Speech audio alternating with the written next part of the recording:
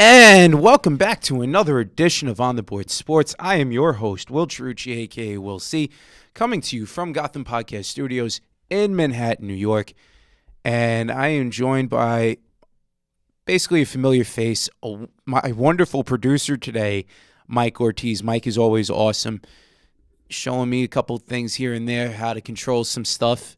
And seeing the analytics on the show has been absolutely unbelievable, to say the very least. So, Mike, thank you for showing me that. And, just to get into some analytics here for a second, just want to shout out France for having downloaded our show, having almost like 300 downloads or whatever it was. Right, Mike?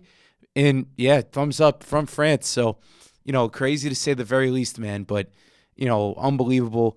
What's going on over here with the show growth. I know it's 300 might be a small number to some people, but in the whole grand scheme of things, you got to start from somewhere, and it's all about how you look at it. So I'm really just enjoying seeing the growth of this podcast and of this show. So shout out to France and shout out to everybody listening. So without you guys, there'd be no show.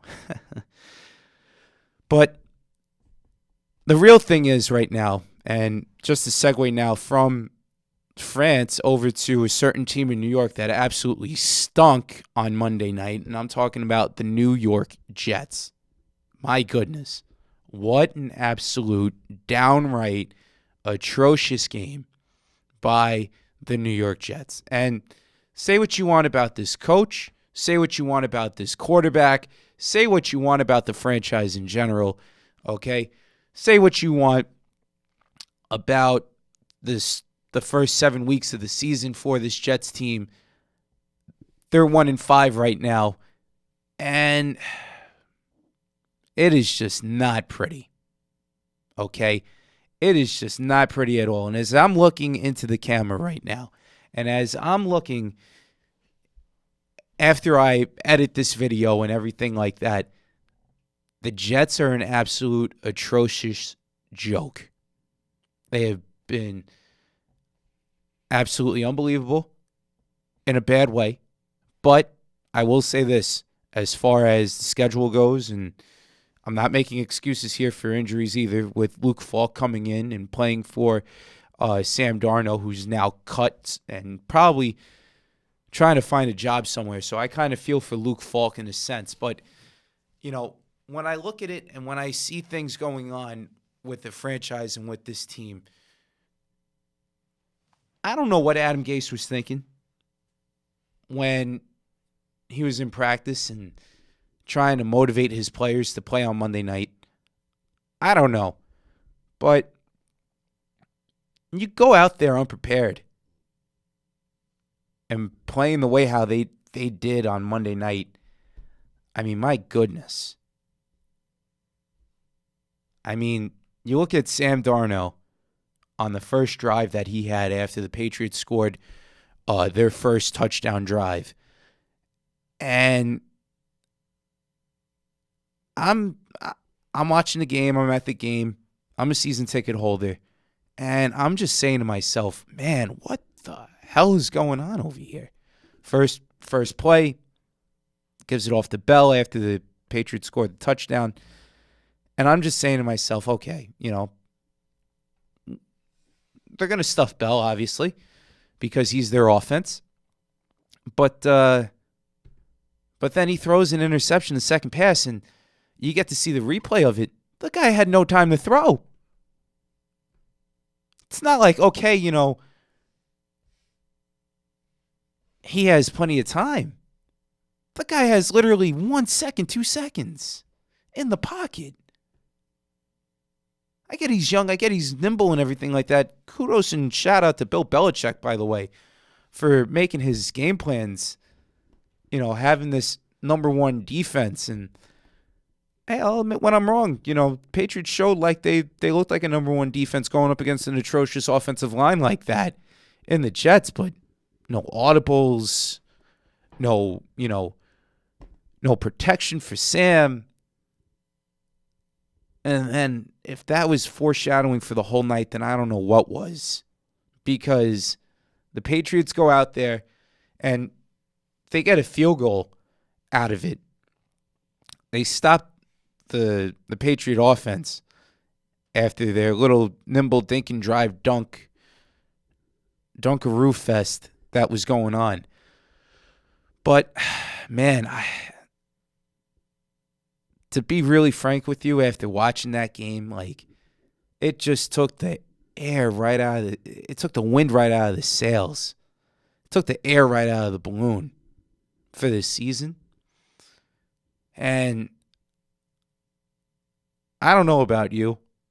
I remember 3 years ago when the Jets had a certain number 14, Ryan Fitzpatrick, behind a center, and they had Nick Mangold and DeBrickshaw Ferguson after they went 10-6 and they lost in the final game against Buffalo. And they still had that win now team with Brandon Marshall and Eric Decker and all those guys. And it's kind of similar in a sense where the schedule didn't help out at all. And then they wound up going out there and wound up losing. I think they went like 6-10 or 4-12 or something like that, some crazy number. But the point is that they had a losing season. And you remember some of the games like the Fitzpatrick 6-interception game at Kansas City at that point in time. And I'm not comparing Fitzpatrick to Sam Darnold, but that game had that feel to it. But the one thing with that Kansas City game, as opposed to this game, was that they were close and that they were in it in that Kansas City game. As far as Monday night, it didn't look good. And their record speaks for who they are right now. Week 1 against Buffalo didn't help. They had the lead. They were looking good. They wound up blowing it. And we kind of know what happened with Sam after what he's been through over the past month or so. Then weeks 2 through 5, Sam's out with mono. Okay. Defense kind of sort of somewhat stepping up in that regard. To a degree. Luke Falk looked like he had no clue where he was in some of the games. They come back the week before, this week in week 6 against the Cowboys, and Sam looked good. Sam looked good. Wound up going out there and beating the Dallas Cowboys team that had lost 2 in a row. And then we say to ourselves, okay, what's going to happen here? Everybody's flying high. This is the game of the year at this point for the Jets coming into Monday Night Football. Everybody's thinking that they're prepared, and they laid a dud. They laid an egg. Absolutely unbelievable. And then you hear all the talking heads. You hear the Joe Beningos. You hear the Evan Roberts. You hear everybody about Adam Gase, about this guy. It's only 6 games in, and already people want this guy gone. I get it. I see it. And I get the anger and the frustration after years upon years upon years of losing. And it looks like it's going to be a 9th straight year of not having football, playoff football anyway, for the green and white.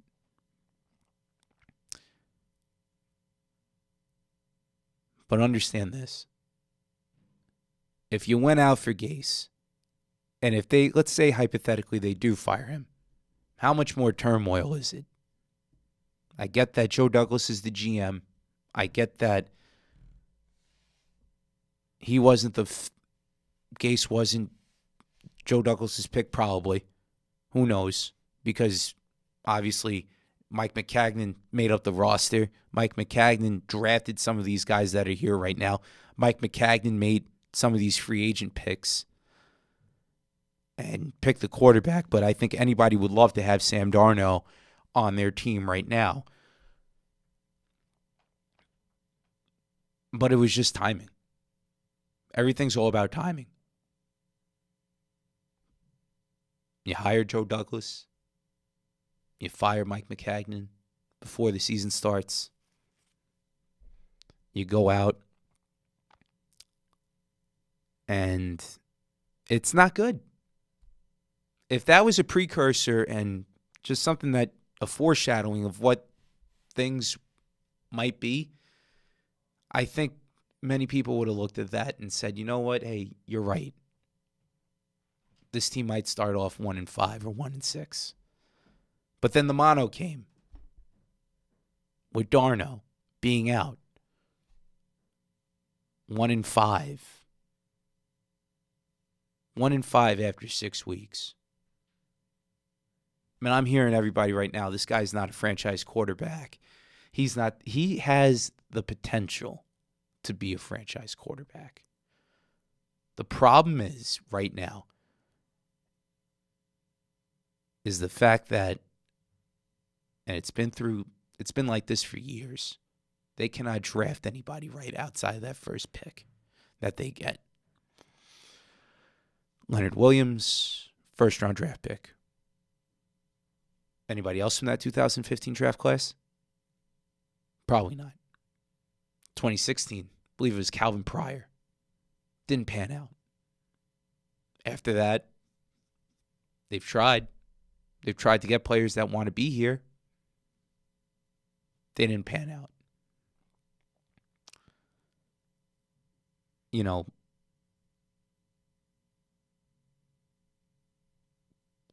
2017, 2018, they finally do the right thing and they get their franchise quarterback in Sam Darnold. But it's just not pretty. And then when you look at teams that have many, you look at the Colts right now, right? You look at the Colts, perfect example. They lost out on Andrew Luck. He retired. Everybody's booing him like crazy. And I don't blame him for retiring. And I'm not going to be one of those guys that's going to sit here and talk about millennials this and millennials that, because mental health is a really big thing here in 2019. But if you're not feeling it and you're not going out there, just don't do it. Don't hurt yourself.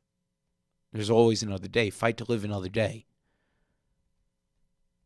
But, with that being said, you look at the Colts and what they did. The Jets, like I said, they're outside of their first-round draft picks, not good. You trade your second-round draft picks if they're not working for you and you could get a legitimate franchise quarterback with the top 3 pick, you go out there and get it. You do it. I get you got to build the team and everything like that. But if there's a franchise quarterback there, you got to go out there and get it. And the Colts, they wound up drafting key guys, Quentin Nelson, a couple linebackers here and there. And they have not only one of the better offensive lines in the league, but they're one of the better teams still. They're 4-2. That's kudos to their scouting system and what's going on in Indianapolis. Shout out to Jacoby Brissett for backing up Tom Brady and learning how to be a winner from Tom Brady. But then again, that's also, like I said, too, kudos to the scouting team for Indianapolis and making things work and people wanting to be there. But with the Jets, too, you look at some of their first-round draft picks, getting back to them from 2015 on, it's just not pretty. 2015, Leonard Williams. 2016, Darren Lee. 2014 was Calvin Pryor. 2017 was 2016 was Darren Lee. 2017 was Jamal Adams. He's a stud. We all know that. Sam Darnold is the franchise quarterback. I don't care what anybody says. You keep Sam Darnold here. You keep Sam Darnold here. He has the potential to be great. And then Quinnen Williams. They went out, they got the best pick available, and they wound up doing that. And I know everybody wants him to play, but in order for this Jets team to build, you got to keep these three guys here. Leonard Williams, I hate to say it now, he's gone. He's gone. Tremaine Johnson, from what they've done, they spent $72 million on this guy, and it's either he's hurt, it's either he's this, he's that. I get it, 100%. But look, when you're going out there, you got to play hard. And I'm sure these guys play hard for the money that they're getting paid, but when I've always had this theory. When you try and sign a free agent guy, once they get the money, their heart's out of it. Their heart is out of it, as opposed to a guy that's trying to come up and make it, or as opposed to a guy that's a veteran and that wants to win and wants to show these young guys the way. It works like that in any sport. It works like that in any sport. That's my theory. And if people want to come out against me, that's fine. But when the Jets go out there, oh, they have this much cap space, they have this much that. Same thing with the Yankees. Oh, they're the Yankees. They could go out and spend money. That's not the way how you build a team. You build a team through the draft, and you build a team through making trades and making good decisions along the way. Everybody wants to rip the Jets management. I'm doing that right now. But ultimately, at the end of the day, with what's going on at MetLife, it's atrocious. Season's not over yet, I get that, but they got to go out there and win a lot of games in order for this to be a rather successful year. 7-9. It's better than 4-12, but everybody's talking about draft picks, this and draft. How about confidence? How about building confidence for this team? Adam Gase might not make it. Might be on the chopping block if certain coaches get fired or if somebody wants to come here and win. Then they might want to pull Lou Amarillo or Barry Trotz with the Islanders and say, you know what? We're here. We want to win. Just downright atrocious. And then, on top of that, the fans. I don't want to be blaming fans here, but come on.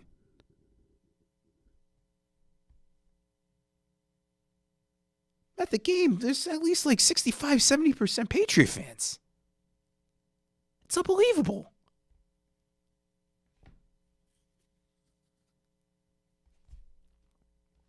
It's kudos to what's going on with New England winning all the Super Bowls and everything like that. And same thing with Dallas last weekend. Even Bills Mafia, week 1. Dog Pound, week 2. Jets got to start doing something. Otherwise, in 5 years from now, when their opt-out of MetLife is coming, I don't want to say that this team's going to relocate. But with them losing, everybody talks about money and talks about numbers.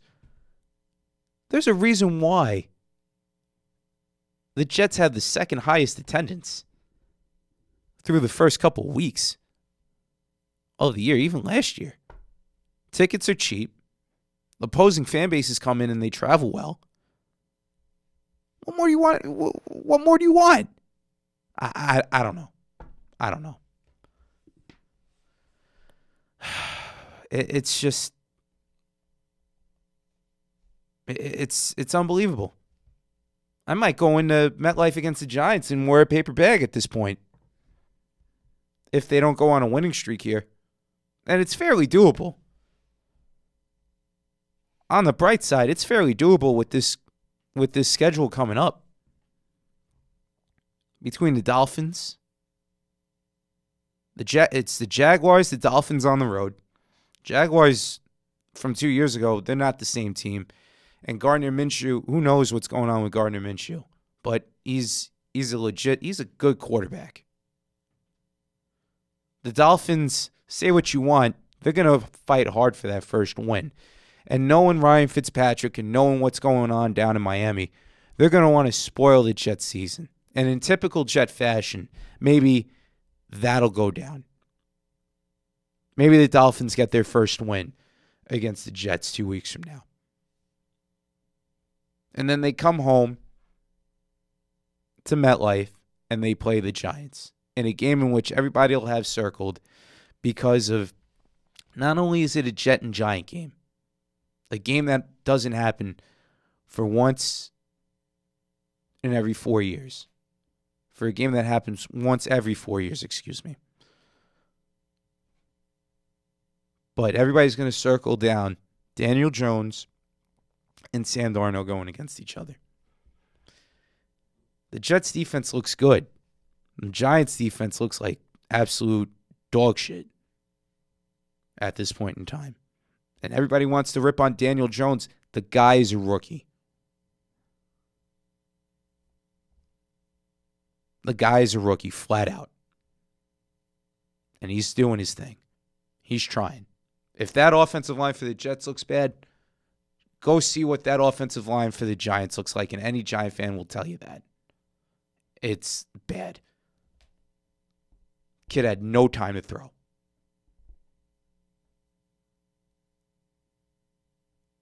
None. Absolutely none. And they were close in that Arizona game, but when you line up everything right, and you do everything right, you play call right, you audible right, you're going to win games. The Giants didn't do that. Neither of the Jets. And the Jets right now are just an absolute dumpster fire in New York sports. And then the whole seeing ghosts thing, too. My goodness.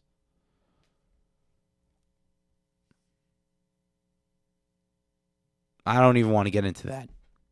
7 years ago, Jets go up against the Patriots at MetLife on Thanksgiving night, and we get one of the all-time bloopers with the butt fumble, with Mark Sanchez going into Brandon Moore, sliding into him. Everybody's looking at that as a joke. Al Michaels and Chris Collinsworth were there calling the game that night. You ask them, that's probably one of the biggest gaffes that they've ever seen.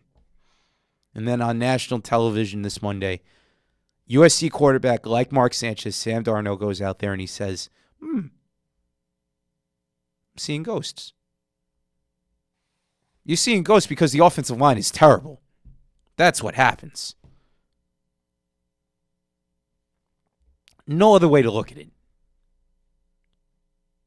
Absolutely poor and atrocious by the Jets. I'm not even going to talk about ghosts at all or anything like that or butt fumble here anymore. But everybody else on ESPN and all these clowns will talk about it. That eat it up.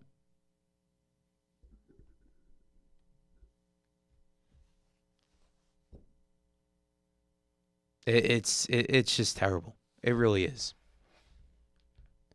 I don't even want to talk about the Jets anymore, but this episode was just dedicated to the Jets in week number 7. Quickly, moving on now to week number 8. Sean, we're just going to do quick picks here because Sean has this week he has the Vikings, the Seahawks, the Bears, the Lions, Jets, Rams, Buccaneers, Bills, Colts, Saints, 49ers, Texans, Patriots, Packers, and the Steelers. For myself, I'm going to have to go with, as I pull up the schedule right now, make it quick. I'm going to have to go with the Jets, too, going up against the Jaguars. Redskins, Vikings. I'm going to have to go Vikings. Broncos, Colts. Buccaneers, Titans. Going to have to go with the Bucs here. Cardinals at Saints. Going to have to go with the Saints. Bengals at Rams. Going to go with the Rams. Giants at Lions. Going to go with the Lions. I think Patricia's going to dial up something here against Daniel Jones. Chargers and Bears. Going to go with the Bears at home. Eagles and Bills. Going to go with the Bills. Seahawks at Falcons. Going to go with the Seahawks on the road. Panthers at 49ers. Good game right here. This might be the game of the week. Going to go with the 49ers here at home. Browns at Patriots. Give me the Pats. They're just too dominant right now with their defense. Raiders and Texans. Going to go with the Texans. Packers at Chiefs. Going to go with the Packers on the road. And Monday Night Football. Dolphins at Steelers. I'm going to have to go with the Steelers at home. Hopefully it's not a mud bowl game like it was nearly 12 years ago with the Dolphins and the Steelers. This one's going to be a low-scoring game. And when the teams on the bye are the Cowboys and the Ravens. So on that note, for everybody here at Gotham Podcast Studios, that was my Jet Rant and Picks with Sean. And for Mike Ortiz, I'm your host, Will Chiarucci, logging out. We will talk to you guys soon. Peace out.